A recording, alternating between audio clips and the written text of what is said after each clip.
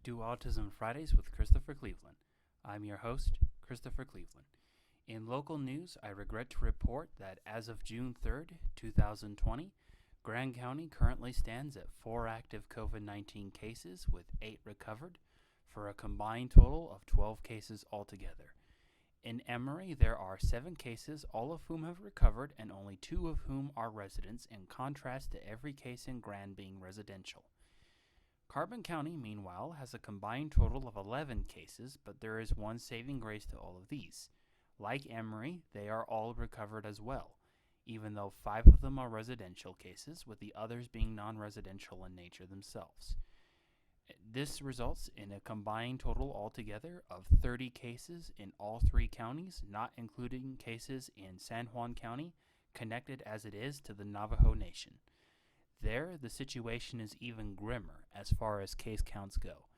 As of Wednesday, June 3rd, the same day for this current case count, there are 309 cases in San Juan County.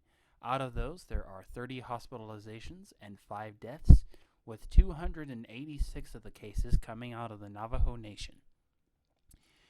The racial disproportion in infected cases, however, brings us to another item of topic that is sweeping across the country and has even reached Moab, despite the trepidation that several locals still have in regards to COVID-19 cases.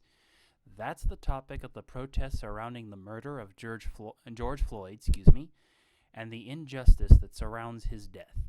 Across the country, videos are popping up of protesters being shot with tear gas bombs and rubber bullets, with one such video taking place in Washington, D.C., where the president had security clear a path by gassing peaceful protesters on his way to the same Episcopal church at which he was sworn into office in 2016. The protests made their way to Salt Lake City, where the National Guard has already been called in to help suppress protestations, and the protests have now even come to Moab. As of releasing this podcast, there are plans for a protest in Moab at 6 p.m. tonight, though I was unable to catch where at. I wish everyone who protests nothing but the best. I would urge them to take all precautions possible to prevent a surge in COVID-19 cases, from wearing masks to social distancing as much as possible, and hope that we see no violence done in tonight's protest, regardless of where it may come from. Coming up after this break, ways that you can begin turning the wheels on healthy discussion about the injustice being protested by Black Lives Matter participants with your autistic children, that also serves as a good model for non-autistic children. Thank you.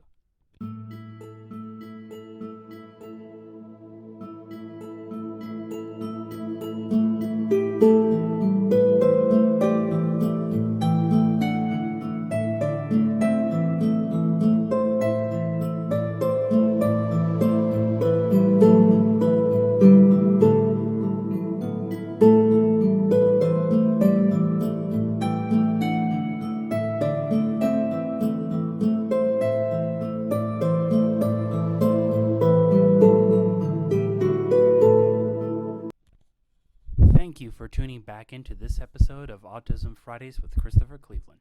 Once again, I'm your host, Christopher Cleveland. This week, I want to be very clear that I thought long and hard about what I wanted to talk about.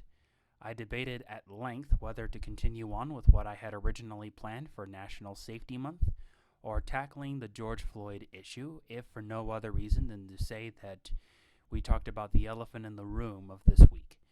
After all, with how military personnel have been called in to deter protesters in some cities, it would certainly seem like it would be an important safety issue to bring up with your child.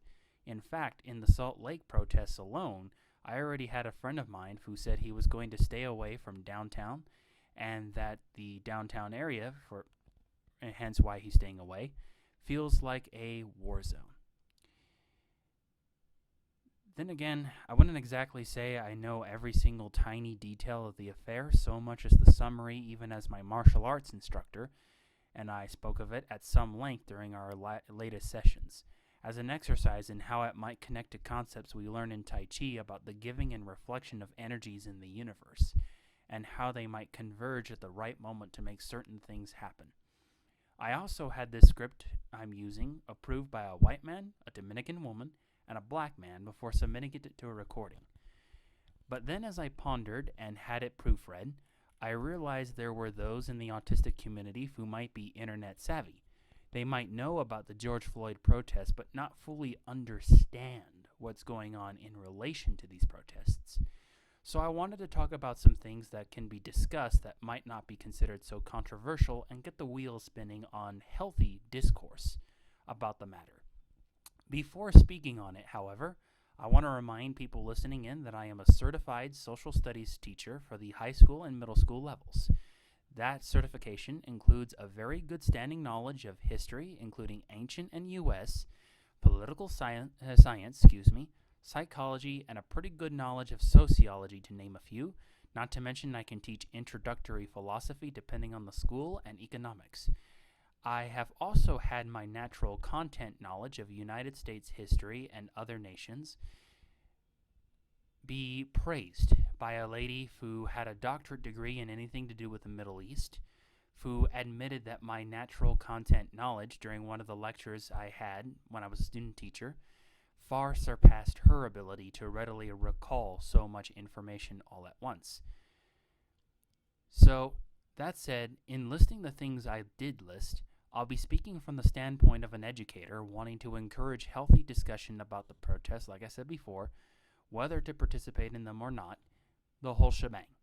For those worried about my ethnicity in regards to this matter, I am 1/4 Latino and descended from other Latinos on my paternal grandmother's side, therefore making me not quite what you would call a part of the racial majority, but also not quite a minority either. And that's just the ethnicities I know of as far as my bloodline is concerned.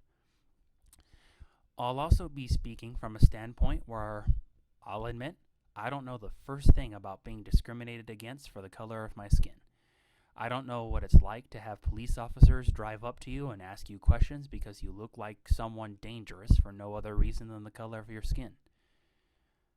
But I do know what it's like to have people shame you for being different. I've been shamed, humiliated, mistreated, even abused at times, usually verbally. As such, while my story doesn't represent the experience of all marginalized groups and peoples in any significant way, I'd like to make it clear that I'm also speaking in hopes of bringing a kind, empathetic heart and compassionate discourse during these very dark times. That all said and done, if you're a parent and you're asked questions about the protests, the best advice I can give is to start at the beginning. Explain that George Floyd was one of many citizens who was brutally killed by 3 police officers in Hennepin County.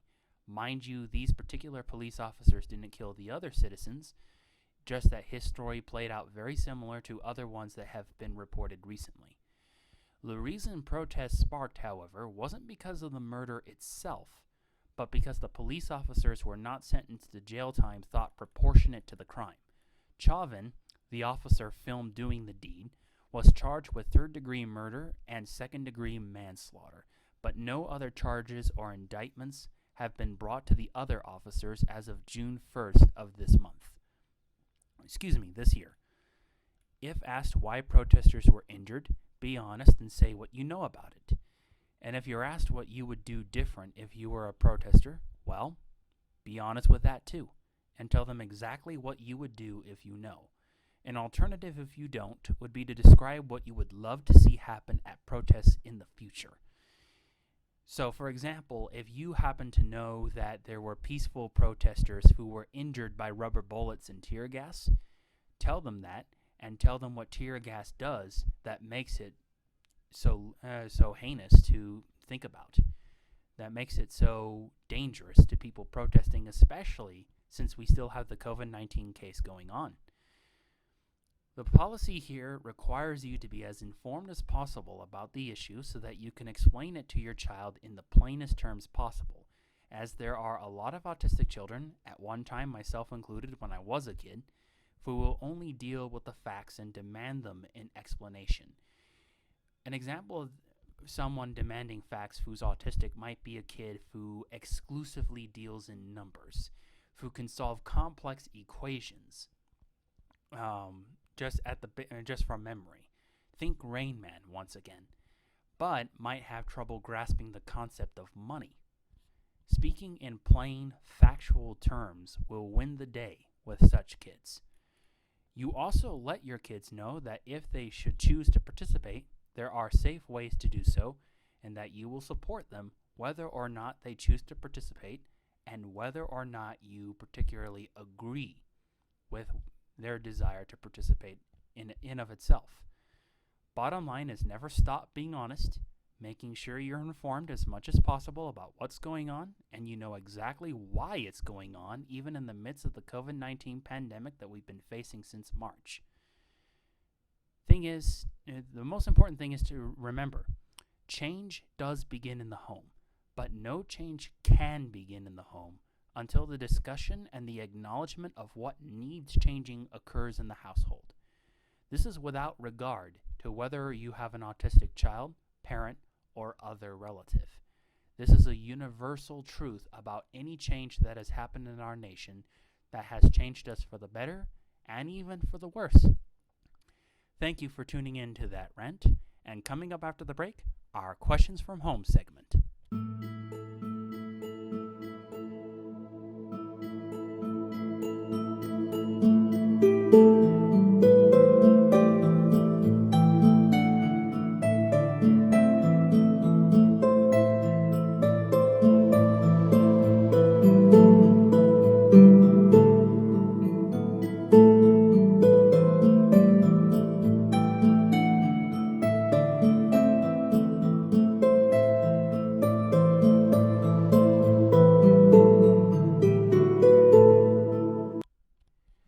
Thank you once again for tuning back into Autism Fridays with Christopher Cleveland.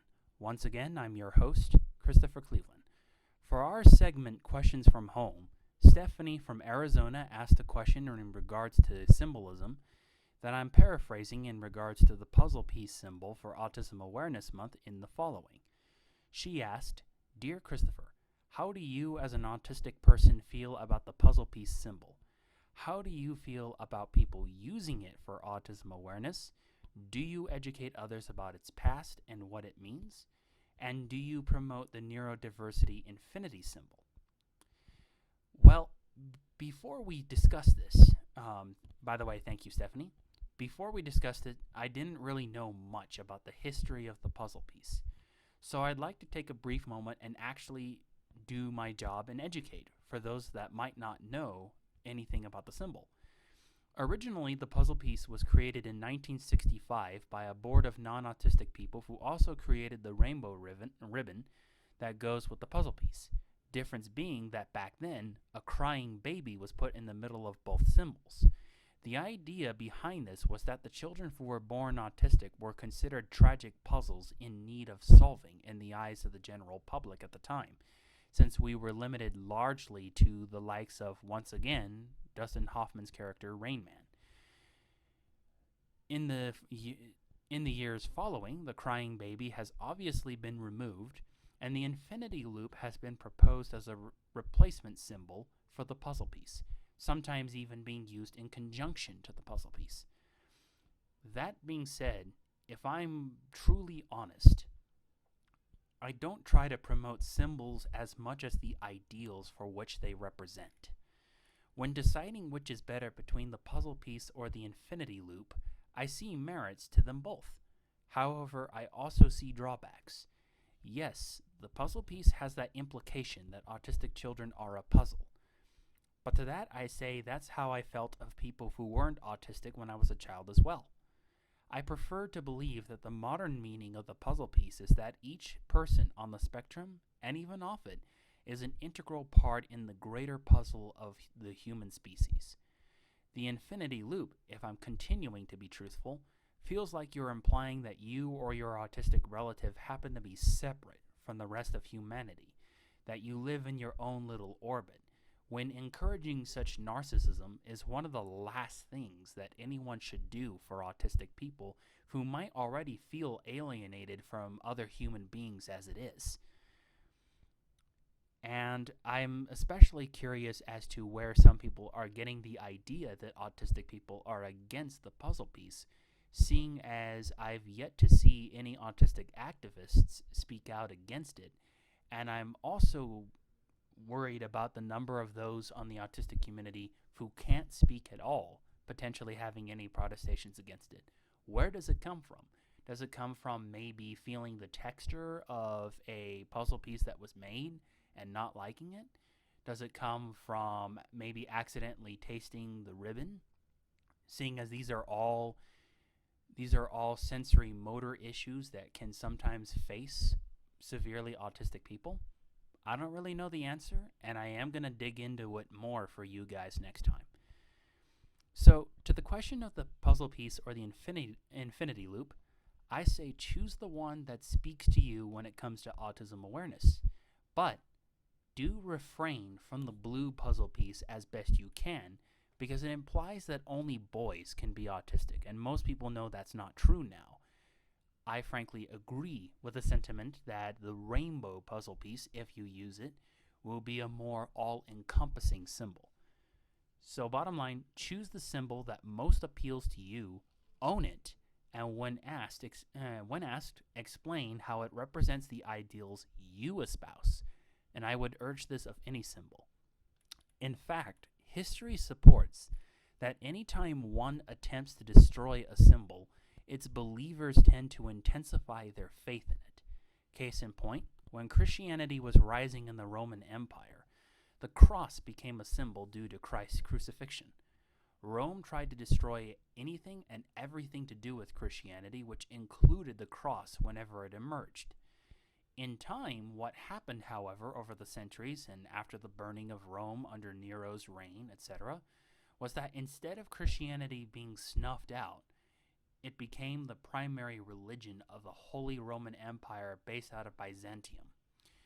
The reason this sort of thing happens, in my opinion, is because when someone dies for a belief, as Christ did according to Christians, keep in mind I'm agnostic myself, so it sends waves of courage to those who followed that person.